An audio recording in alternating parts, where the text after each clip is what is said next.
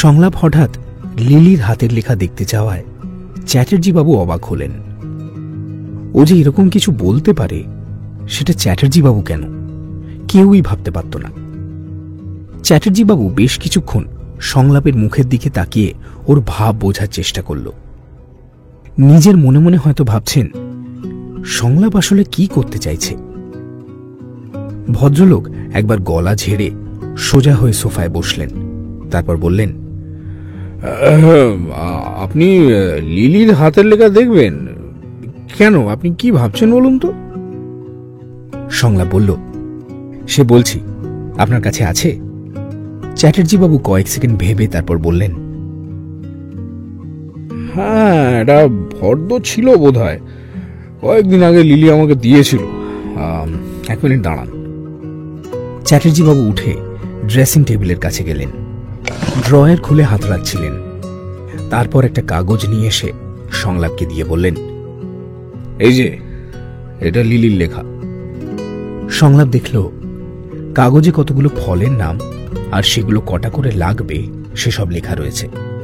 ও মন দিয়ে লিলির হাতের লেখাটার দিকে তাকিয়ে কিছু একটা দেখছে। তারপর কাগজটা ফিরিয়ে দিল চ্যাটার্জি বাবুকে। Thank you. চ্যাটার্জি বাবু কিছুই বুঝতে পারলেন না, শুধু বললেন, কি হলো বলুন তো? কি দেখলেন? দেখলাম যে হাতের লেখাটা মিলছে কিনা। সংলাপ দ্বিতীয় পেন্টিংটার দিকে তাকিয়ে বলল, এই লেখাটা লিলির, আর এই সবকটা একই রকম দেখতে পেন্টিংও লিলির আঁকা। এই যে দেখুন, নিচে সাইন করা রয়েছে এনজি। তার মানে কি বলুন তো? চ্যাটার্জি বাবু বললেন, দাঁড়াও, নয়নতারা গুহ ঠাকুরতা। ভদ্রলোকের চোখে মুখে বিস্ময়ের ছাপ। সংলাপ বলল, ইয়েস, নয়নতারা। নয়নে আধার রবে, ধ্যানে আলোক রেখা।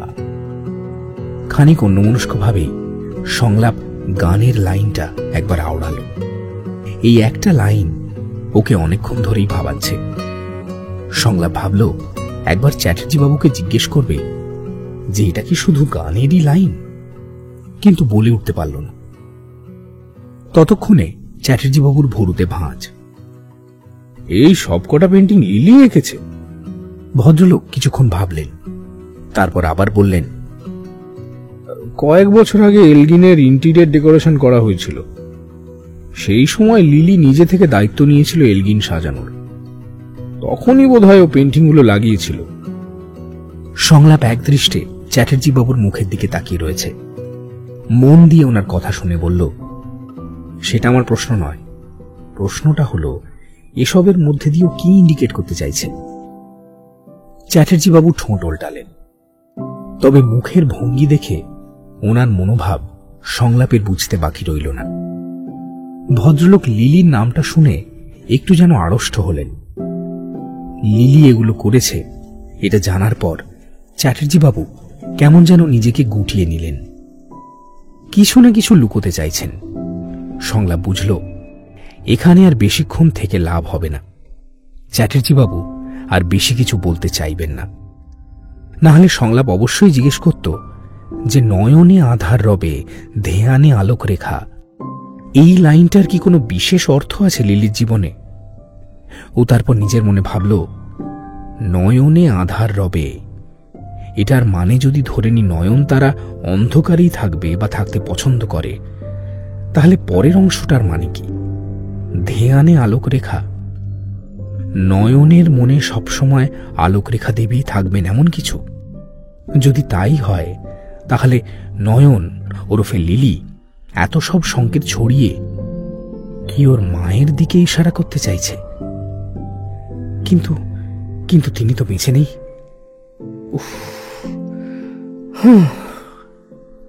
সংলাপ একটা দীর্ঘশ্বাস ছাড়ল।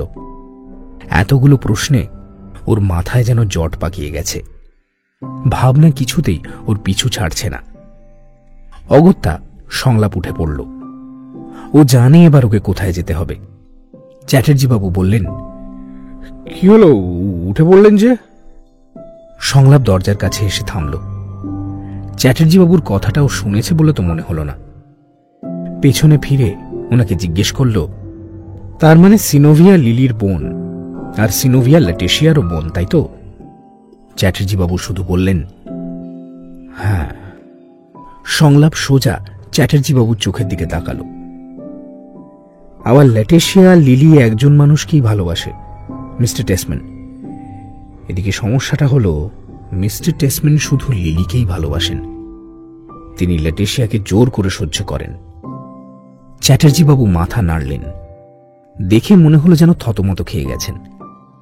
কিছু একটা বলবেন এমন সময় সংলাপ বলল, লাস্ট আরেকটা হিসেব। রুদ্রবাবুর স্ত্রী আলোকরেখা দেবী, তাদের মেয়ে নয়নতারা, যাকে সবাই লিলি বলে। আরেকদিকে মিসেস ইভানা ব্রিগ্যাঞ্জা আর রজারের মেয়ে হল ল্যাটিশিয়া। রজার মারা গেলেন, আর ওদিকে আপনারা বলছেন আলোকরেখা দেবীও মারা গেলেন। আচ্ছা, এর মধ্যে রুদ্রবাবু আর মিসেস ব্রিগ্যাঞ্জা ঘনিষ্ঠ হলেন, আর তাদের একটি মেয়ে হল যার নাম সিনোভিয়া। তবে লোক জানাজানির ভয়ে সিনোভিয়ার পরিচয় সবাই গোপন করা শুরু করে দিল। মেয়েটিকে মহুয়া নাম দিয়ে এলগিনের হাউস হেল্প বলে পরিচয় দেওয়া হলো সবার কাছে, যাতে ও যে আসলে রুদ্রবাবুর অবৈধ সন্তান সেটা কেউ জানতে না পারে। তবে আমার মনে হয় রুদ্রবাবুর ঘনিষ্ঠ হওয়ার সুযোগ নিয়েই এখন মিসেস ব্রিগ্যাঞ্জা ওনাকে ব্ল্যাকমেইল করেন। রুদ্রবাবু কিছু করে উঠতে পারেন না। সত্যি তো, অতীতের ভুল তো আর বদলানো যায় না। তাও সিনোভিয়ার প্রতি রুদ্রবাবুর একটা টান আছে। মিসেস ব্রিগ্যাঞ্জা বা ল্যাটিশিয়া ওকে সারাক্ষণ সেন্সর করেন, সেটা আমি সকাল থেকে লক্ষ্য করছি। আর মিসেস ব্রিগ্যাঞ্জা ও তার মেয়ে ল্যাট চায় এই সুযোগে রুদ্রবাবুকে ব্ল্যাকমেল করে এখন গোটা এলগিনের দখল নিতে। Very high ambition, I must say, Mister Chatterjee. এক নাগাড়ে কথাটা বলে সংলাপ একটু থামল। সংলাপের কথা শুনে চ্যাটার্জি বাবু অবাক। কিছু যে বলা উচিত সেটা আর ওনার মাথাতেই নেই। এই একটা দিনের মধ্যে সংলাপ প্রায় সবটা জেনে ফেলেছে।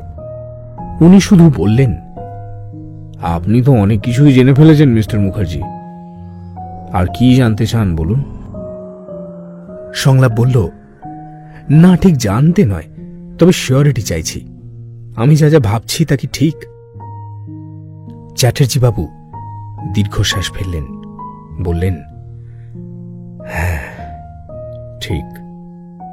সংলাপ আর কথা বাড়াল না, একটু হেসে ঘর থেকে বেরিয়ে গেল। চ্যাটার্জি বাবু বোধহয় আরো কিছু বলতে চাইছিলেন, তবে পারলেন না। চ্যাটার্জি বাবুর ঘর থেকে বেরিয়ে সংলাপ লিলির ঘরের সামনে গেল। যথারীতি জায়গাটা অন্ধকার। লিলির ঘরে ঢুকতে গিয়ে ও দাঁড়িয়ে পড়ল। ভেতরে লিলির সঙ্গে আরো একজন আছেন। দুজনের ছায়া দরজার বাইরে পর্দার উপর পড়ছে। সংলাপ একবার উঁকি মারলেন। ভেতরে লিলির সঙ্গে মিস্টার টেসম্যান। মিস্টার টেসম্যান লিলিকে কিছু একটা বোঝাচ্ছেন। সংলাপ ভাবল, মিস্টার টেসম্যান যে বলেন উনি রাতে পড়েন, তাই মিষ্টি নিয়ে যাচ্ছেন ঘরে, খিদে পেলে এগুলো খাবেন। তাহলে উনি এখানে কেন? নিচে চিতা আক্রমণ আর রাঘব দয়ালের মৃত্যু নিয়ে এত হইচই হয়ে গেল, তখনও তো ভদ্রলোককে দেখা গেল না। তার মানে উনি এতক্ষণ লিলির ঘরে ছিলেন। সংলাপ শুনল মিস্টার টেসম্যান লিলিকে সান্ত্বনা দিচ্ছেন। লিলি, তুমি ল্যাটিশিয়ার কথায় কিছু মনে করো না। তুমি তো জানোই ও কেমন মেয়ে, ওর কথাগুলো কানে না তোলাই ভালো। লিলি কাঁদছে, কাঁপা গলায় বলল, টেসম্যান, ও তোমার দেওয়া ফ্লাওয়ার ভাসটাও ভেঙে দিয়েছে। মিসেস ব্রিগ্যাঞ্জা আর ল্যাটিশিয়া মিলে আমাদের পরিবার তো কবেই ভেঙে চুরমার করে দিয়েছে। আর কি চায় ওরা? লিলির কান্নার আওয়াজ শুনে সংলাপের মনটাও খারাপ হয়ে গেল। মিস্টার টেসম্যান যত রকম ভাবে সম্ভব লিলিকে বোঝাতে থাকেন। সংলাপ শুনে মিস্টার টেসম্যানেরও গলা ধরে আসছে, উনিও কাঁদছেন। মিসেস ব্রিগ্যাঞ্জা আর ল্যাটিশিয়া মিলে এলগিনের সকলের বাঁচা কঠিন করে দিয়েছে। অসম্ভব অসম্ভব লোভী দুটো মানুষ। মিস্টার টেসম্যানের গলায় কষ্ট যেন দলা পাকিয়ে রয়েছে। লিলিকে জড়িয়ে ধরে কাঁদছেন। দুজনেরই চোখের জল বাঁধ মানছে না। মিস্টার টেসম্যান এবং লিলি একে অপরকে খুব ভালোবাসে, এটা সংলাপের বুঝতে বাকি নেই। শুধু মিসেস ব্রিগ্যানজা আর লেটিশিয়ার চাপে এভাবে লুকিয়ে দেখা করেন। ওদের কান্না সংলাপেরও মন ভেঙে দিল। মানুষ কত নিষ্ঠুর হলে অন্য মানুষগুলোর জীবন এভাবে শেষ করে দিতে পারে। মিসেস ব্রিগ্যানজা যে এতটা ভয়ঙ্কর সেটা সংলাপ কল্পনাও করেনি। ভদ্রমহিলাকে দেখলে তো একেবারেই বোঝা যায় না। লিলি কাঁদতে কাঁদতেই বলল, গুহ ঠাকুরটা পরিবারকে তো ওরা কবেই শেষ করে দিয়েছে, এবার তোমাকেও শেষ করতে চাইছি ডেসমন্ড। শুধু আমাকেই নয় লিলি, ওরা তোমাকেও বাঁচতে দেবে না, আমাদের দুজনকে একসঙ্গে থাকতে দেবে না ওই ইভানা ব্রিগ্যানজা আর তার মেয়ে। শেষের কথাগুলো খানিক কর্কশ ভঙ্গিতেই বললেন মিস্টার ডেসমন্ড। লিলি এর কোনো উত্তর দিল না। সংলাপ কিছুক্ষণ ঘরের ভেতর থেকে কোনো আওয়াজ শুনতে পেল না। পর্দার ফাঁক থেকে একটু উঁকি দিতেই দেখল দুজনে একে অপরের মুখোমুখি বসে আছে। দুজন দুজনের চোখের দিকে তাকিয়ে নীরবে কাঁদছে। ডেসমন্ডের পাশে সেই সন্দেশ ভর্তি টিফিন বক্স। সংলাপের হঠাৎ মনে পড়ল ডেসমন্ড তখন টিফিন বক্সটা নিয়ে নিজের ঘরে যায়নি।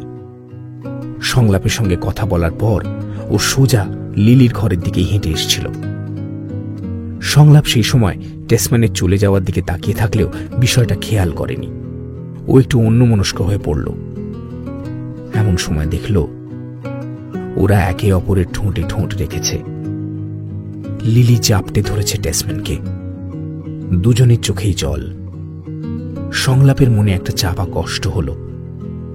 ও আর এক মুহূর্ত ওখানে দাঁড়ালো না, নিজের ঘরের দিকে হাঁটতে আরম্ভ করল। ওর কষ্টের কারণটা ঠিক কি সেটা সংলাপ বলতে পারবে না। লিলিকে কি সংলাপ ভালোবাসে? তাই কি ওর এমন খারাপ লাগলো? কিন্তু সংলাপ তো সিনোভিয়ার প্রেমে পড়েছে। তাহলে লিলি আর ডেসমন্ডের ঘনিষ্ঠ মুহূর্তে ওর মনে কষ্ট কেন হলো? জানতে হলে শুনতে থাকুন হোটেল এলগিনিনের পরবর্তী এবং শেষ এপিসোড।